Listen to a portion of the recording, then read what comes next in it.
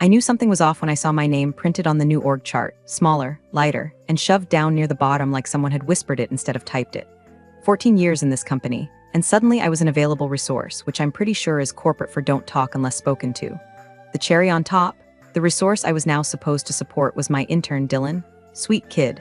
Still called a PDF a PD thingy in meetings. He meant well, but the last time I left him in charge of anything, he color-coded a spreadsheet by astrological sign. And yet there he was, standing in front of the team Monday morning, nervously adjusting his tie while the CEO's niece, Kelsey, clapped like she'd just crowned the next American Idol.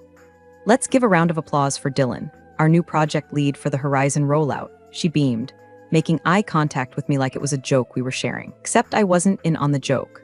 I was the punchline. The Horizon rollout was a $50 million nightmare in a box, 10 vendors, 3 continents, regulatory compliance in 2 time zones, and a legacy system duct taped together by a guy who once left mid-sprint to join a commune in Nevada. It was a minefield that required someone who understood the history, the politics, and the people. Someone like me. Instead, I handed it to a 24-year-old who once emailed a client a gif of a raccoon eating spaghetti to lighten the mood. And look, I'm not bitter. Not in the way people mean when they are bitter. I've been passed over before. Promotions go to people who shout in meetings, not the ones cleaning up the mess afterward. I'm the one who stays late without logging hours, who brings in muffins when morale is low, who remembers which project manager has a peanut allergy and keeps the break room safe. I don't scream for attention, I earn respect slowly, like coffee stains on a desk that prove you've been there long enough to matter. But this time it wasn't just about me. It was about the client, the team, the rollout. And the way Kelsey smirked when she said, "Sarah, you'll be an excellent support resource for Dylan," like I was a teaching aid for a gifted toddler, told me everything I needed to know. Now, before I go deeper into the circus of a story, can I ask one tiny favor? If you're listening and haven't hit the subscribe button yet, go ahead and tap it. And maybe a like too, it helps more than you think. Keeps this little operation of storytelling, caffeine, and low-level rage running smoothly. Seriously, it means the world. Anyway, back to the smirk. Kelsey had been with the company for maybe 3 weeks at that point, freshly minted as Director of Strategic Uplift, which is the kind of title you give someone when you need them to feel important, but don't trust them to own a stapler. She wore blazers like armor, carried a tablet she never used, and talked in phrases like leverage the momentum of synergy and inject disruptive energy into stagnant frameworks, which I think translates to I Googled leadership. She was all flash. Came in with a marketing degree, an Instagram following, and a firm belief that every meeting should start with a meditation exercise. Meanwhile, I'd been keeping the lights on with duct tape, caffeine, and brute competence. When the last director left mid-quarter, I handled her exit, transitioned her staff, and kept the client from walking, all without being asked. I thought maybe, just maybe, I'd finally get a shot. Instead, I got a niece with a vision board and a LinkedIn bio that included the phrase badass changemaker. But fine, let her play CEO Barbie. Let her give a PowerPoint while the rest of us build the stage out of splinters and unpaid overtime. I could survive this. I could even help Dylan. Poor thing looked like a deer trying to parallel park. What I couldn't do was pretend this wasn't a disaster waiting to happen. You don't give someone keys to a $50 million machine and hope they'll figure out the clutch on the way down the highway. The worst part? Dylan knew it too. I caught him looking at me during that kickoff meeting, eyes wide and a little lost, like he was silently begging me not to vanish. I didn't smile. I didn't nod. I just looked down at my notes, flipped to a blank page, and wrote one word: document. Because if there's one thing I've learned in 14 years of corporate survival, it's this: no one wants to hear the quiet woman complain. But if she brings the receipts when the fire starts, they'll listen real fast. I tried going through the front door, the polite way. I walked into HR, closed the door, and sat down across from Janine, who's been hiding behind a faux leather desk blotter and the scent of cucumber melon lotion since the Bush administration. I laid it out plain.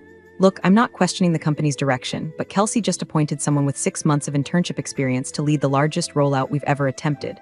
That's not just bold, that's negligent. Janine didn't look up, just kept clicking her pen like it was a detonator. Sarah, I hear you, but this came from above.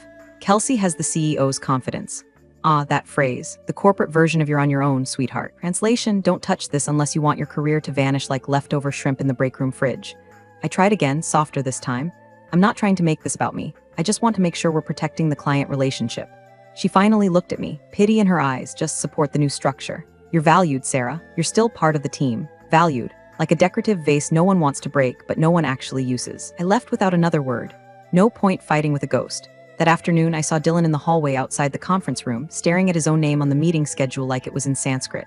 I offered him a coffee. He looked like he hadn't slept in 3 days. They want me to present the infrastructure timeline next week, he said, voice low. I don't even know where the vendor contracts are stored. I gave him a long look. He wasn't arrogant, just scared, and aware at least a little of how far above his pay grade this all was. "You'll figure it out," I said. "Just remember to breathe." He hesitated, then asked, "Do you think I'm the right person for this?" That was the first time I felt it, not anger, not yet, but something sour curling in the pit of my stomach, because I knew Dylan didn't do this. He didn't campaign, didn't politic. He was the prop, the mascot, the smokescreen, and he knew it. He was also going along with it, and that was its own kind of betrayal. Later that day, Kelsey held a staff alignment session, which is rich, considering she couldn't align her calendar invites with Eastern Time. She stood at the front of the room like she was about to deliver a TED talk no one asked for, and said, "We're rethinking leadership. No more hierarchy for hierarchy's sake. Fresh ideas matter more than old hands." The room went quiet. My ears burned. And I swear to God, someone in the back coughed the word ouch. She looked directly at me after that, smiled like a cat who just peed in your shoes. "Sarah, I know you'll be a steady rock of support through this transition." Steady rock. I've been called many things in this office. Gatekeeper, glue, even corporate mom by a client once, who then tried to expense an edible arrangement to my birthday. But never a rock the way Kelsey said it, like I was furniture with a pulse. So I stopped talking. I stopped asking. And I started documenting. Every Slack thread, every project discrepancy, every missed vendor deadline, every time Dylan scheduled a meeting and forgot to include the tech lead. I copied key emails to my personal notes folder. Nothing illegal, just good hygiene. I created a shadow timeline, mapping out the real progress against the fantasy one Kelsey was feeding the board. Because I knew where this train was headed. Only thing I didn't know was how many bodies it would hit on the way. I also started watching Dylan more closely. He was trying, bless him. But it was like watching someone juggle chainsaws while learning what scope creep meant. He kept bumping into roadblocks and emailing me for clarification, not overtly, just little questions with polite subject lines like "quick check-in" or "small favor." I answered them. I didn't want the thing to crash, not because I owed Kelsey anything, but because the client didn't deserve the fallout. By the end of that week, I realized something. I wasn't buried, not really. I was being planted. Kelsey thought she'd boxed me out, moved the pieces, declared checkmate. But she forgot one thing: quiet doesn't mean blind. I could see the cracks forming already.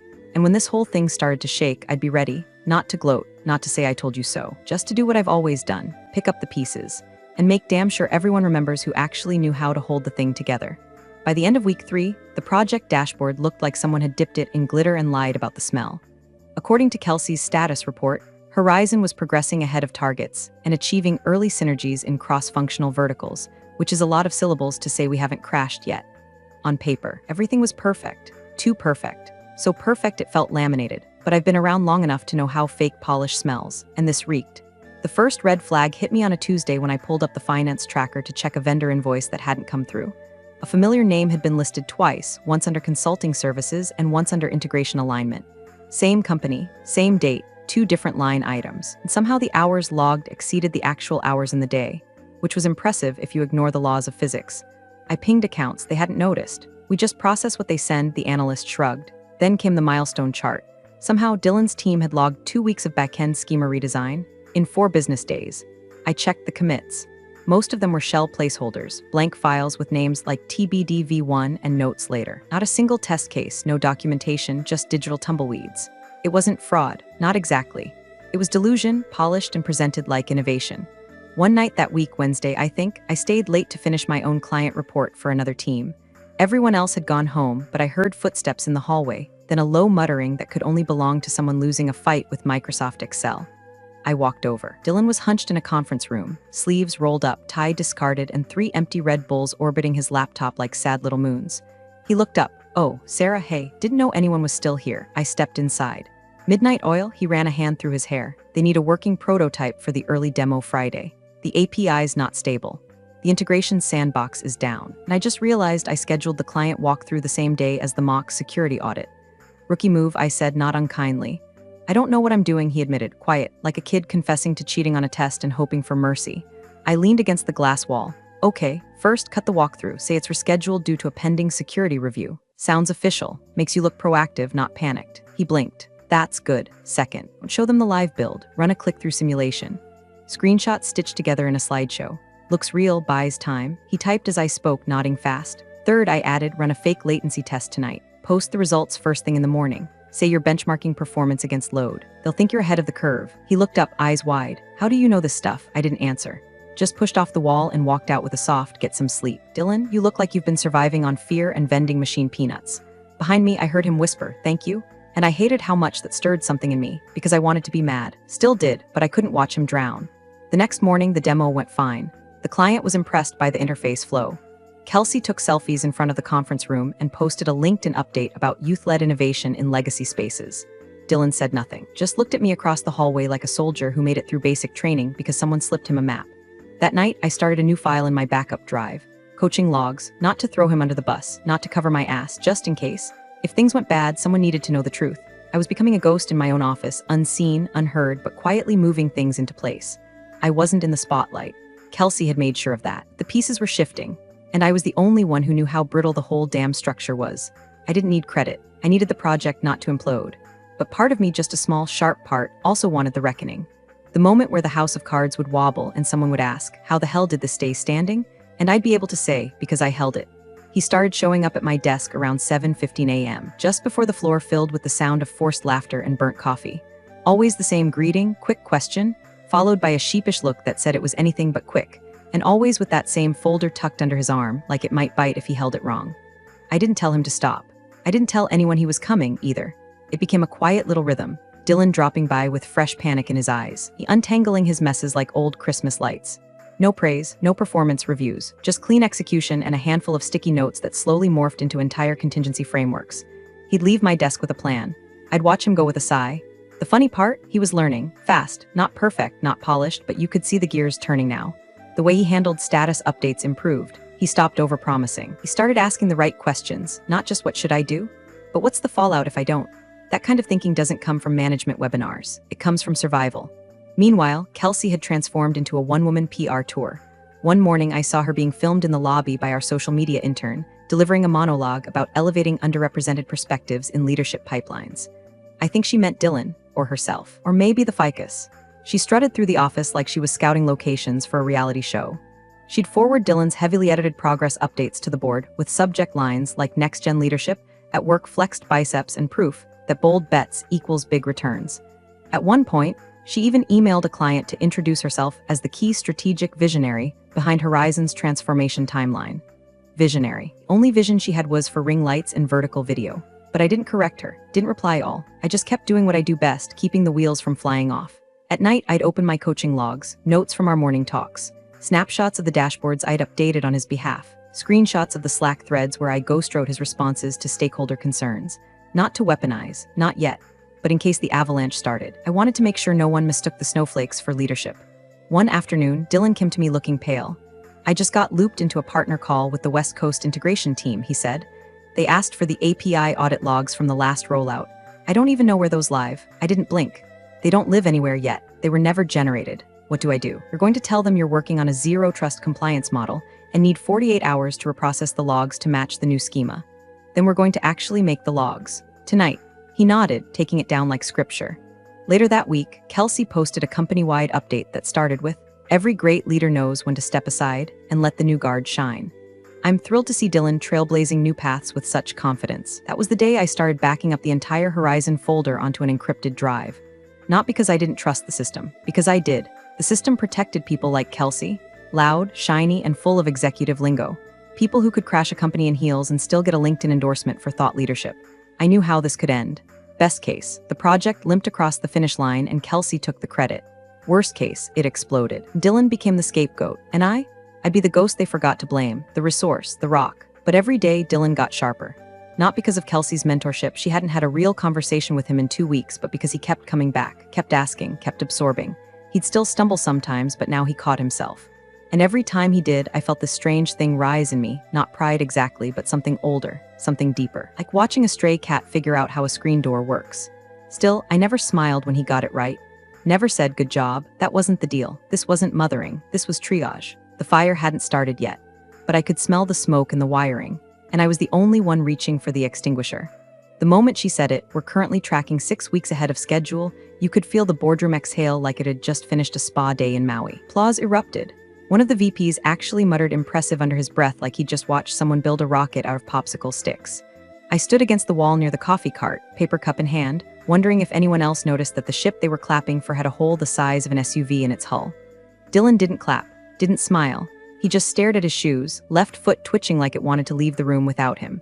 Kelsey beamed, flipping to a slide with graphs so smooth and upward trending, they may as well have been pulled from a Wall Street stock fantasy. "We've completely restructured our back-end processing," she said, clicking through a bullet point that referenced streamlined architecture improvements she wouldn't recognize if they fell on her manicure. Every data point on that screen was technically true, but contextually hollow.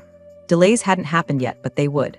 The foundation wasn't finished. The testing hadn't started, and the QA team was still working off outdated documentation Dylan didn't know he was supposed to update. But the real killer? The promise. 6 weeks ahead meant one thing in that room, a faster launch, which meant client expectations would shift. Contractual obligations would tighten. Budgets would be locked. There wouldn't be room to fix anything once things cracked open, because now, thanks to Kelsey's little TED talk, everyone thought it was already done. I watched her finish with a flourish about youth-driven execution velocity, and then I did what I always do. I opened Outlook, composed a new email. Subject line, urgent, load testing, body we need to talk, tonight, no delays, bring whatever numbers you have, even if they are ugly. I hit send before I could overthink it. Across the room, I saw Dylan flinch when his phone buzzed. He glanced at the screen, then looked up at me with this quiet look of thank God, and oh no braided together like a noose made of caution tape. After the meeting, I didn't stick around for the catered wrap sandwiches or the obligatory small talk about quarterly outlooks. I walked straight to the elevator and rode it alone, my reflection looking back at me in the brushed metal wall, tired, sharp-eyed, and one step ahead of the collapse. Because now there was a clock ticking. They wanted a launch date. They wanted a press release. And somewhere between the fake velocity metrics and Kelsey's red lipstick lies, the Horizon project had gone from salvageable to sacrificial. I called Dylan that evening. No pleasantries. Have you run any load tests? I ran one last week, but the response times were all over the place. I didn't include them in the report. Of course you didn't, I said. That would have made you honest, and honesty would have made you unemployed. Silence. Listen. I continued, we're going to run 3 full scenarios tonight. Not the pretty ones. The ones that break things. You'll present sanitized results tomorrow, enough to buy us breathing room. But the board thinks we're ahead. They think a Barbie doll is steering a battleship, I snapped. Don't try to steer. Try not to hit the reef. We ran tests until nearly 1 a.m. The results were worse than I expected. Transaction failure rates spiked after 300 concurrent users. Database queries stacked like unpaid bills. Error logging wasn't even enabled in 2 key modules. Dylan took screenshots with shaking hands while I dictated a memo draft he could send to the tech leads without sounding like he was blowing a whistle. When he finally leaned back in his chair, he asked quietly, "What happens when they find out?" "They won't," I said, closing my laptop. "Not if we fix it first." And that's when I realized what I had become. Not a mentor, not a guide, a cleaner. I was the one scrubbing the blood off the marble while the executives toasted above me. And Kelsey, she was up there somewhere, sipping champagne on the deck of a ship I was bailing out with a solo cup. But the water was rising now. Fast. And when it reached her heels, I wanted to be the one standing dry on the dock, holding the damn blueprint. It started with a 2-sentence email from a client rep in Chicago. "We're seeing latency spikes in the sandbox environment. Please confirm failover readiness." I read it twice before forwarding it to Dylan. A minute later, he pinged me. "Is that bad?" "Yes, Dylan, it's bad. It's real bad when a client catches your infrastructure wheezing before you've even put it on the treadmill." I opened the admin panel and ran a health check across our integration environment. It looked like a damn haunted house, timeouts, retries stacking like Jenga blocks, and the CPU load graph doing an impression of Mount Everest. Somewhere in Oregon, one of our cloud clusters was quietly throwing up into its own cache. I checked the calendar. We were 8 business days from the soft launch, and now the cracks weren't just visible, they were screaming. Dylan called me before I could call him. I just got off with the security team. They say our token auth is reverting to default protocols under load. I don't even know what that means. It means your platform is about to start treating strangers like friends, I snapped. "Did you get my packet?" "I did, but wait, is this the rollback protocol?" "I thought that was just insurance, it's your lifeline now," I said. "We're done rehearsing, go live with it." He didn't argue. Meanwhile, Kelsey had gone radio silent. Her out-of-office reply said she was traveling for client engagement dinners. Her calendar showed her booked at a resort restaurant 2 zip codes away with the tag execaline WIN/WIN ops wine glass. I stared at the screen in disbelief. The project was catching fire and she was sipping wine with buzzwords. Dylan messaged me again. "Chicago rep wants to see the stability log for Region 3. I don't have one." "You do now," I replied, dragging a file from my private archive and renaming it to look like it came from his machine. "Send this."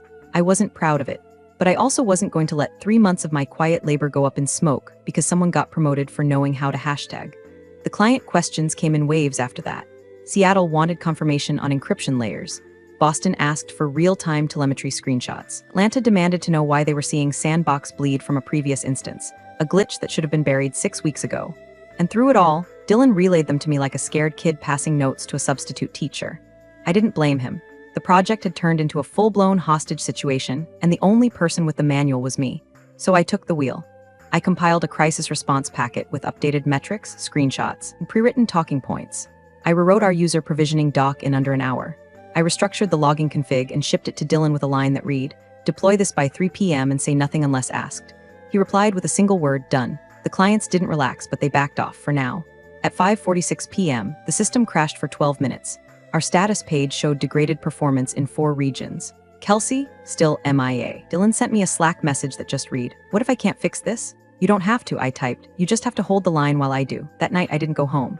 I ordered Chinese food to my desk, kicked off my shoes, and worked until my screen blurred. I reconfigured load balancers, resequenced job queues, pulled audit logs, spliced code like it was rope, and I was tying it around the waist of a sinking ship. By midnight, we had stability. Not perfection, but enough to stop the bleeding. I logged off, cracked my knuckles, and stared at my own reflection in the black screen.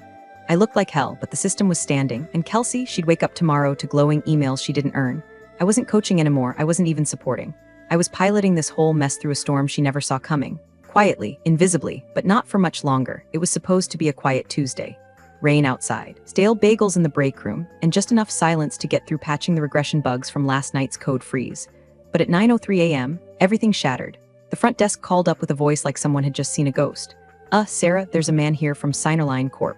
Says his name is Mark Callahan. He's asking for a live walkthrough of the Horizon deployment." My mouth went dry. Signerline was one of our highest value clients, not the kind that makes polite suggestions via email, the kind that shows up in person when they smell blood in the water. "Put him in conference B," I said, already moving. I found Dylan pacing near the elevators, holding a laptop like it might explode. "He's here early," he hissed.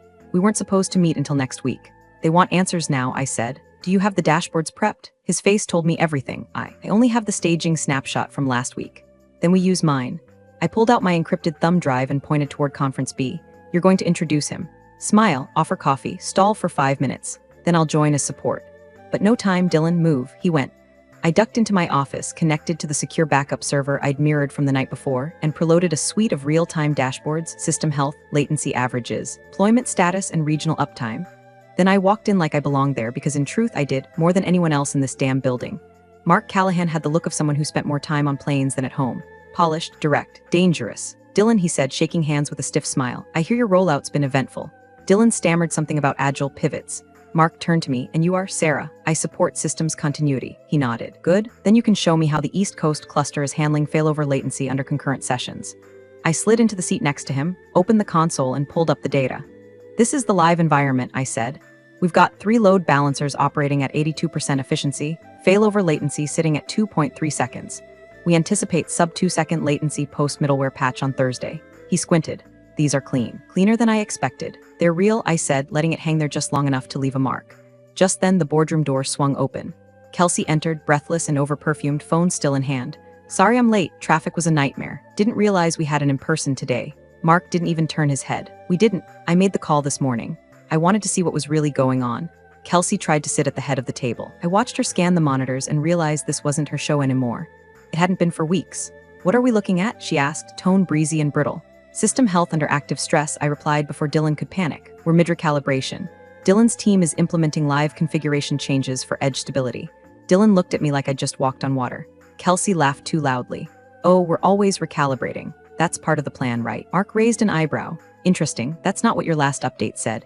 You reported that the East Coast was already fully stabilized." I saw Kelsey freeze for half a breath, then smile. "Oh, well, we wanted to project confidence. You know how it is." Mark didn't respond, just looked at me again. "So, Sarah," he said, leaning forward, "when exactly did you begin preparing these backup dashboards?" I kept my expression neutral. "About a month ago." Kelsey blinked. He nodded. "Smart." The door opened again. This time 2 board members stepped in. Apparently word had spread.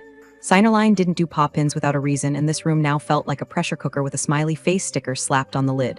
Mark stood. "I'll be honest. I wasn't expecting this level of transparency or stability." Dylan opened his mouth, then closed it. Kelsey laughed again. "Too sharp this time. That's the beauty of distributed leadership. Everyone plays a part." I didn't correct her. Not yet. But as the room cleared and whispers followed the board members down the hall, I looked at her, really looked. She still thought she was steering the ship. But I was the one holding the rudder. And I was this close to letting everyone know. The calendar invite said urgent, Horizon Review C-level only, which made it all the more curious when my name appeared at the bottom of the attendee list in faint gray font with the note, Sarah Observation only. Observation, huh? I wore black, sat near the wall again like furniture. No laptop, just a slim leather folder and the tiniest smile I've ever allowed myself in that building. The boardroom was packed before the hour. Everyone buzzed with that specific corporate energy that comes when a client skips the chain of command and goes straight for the jugular.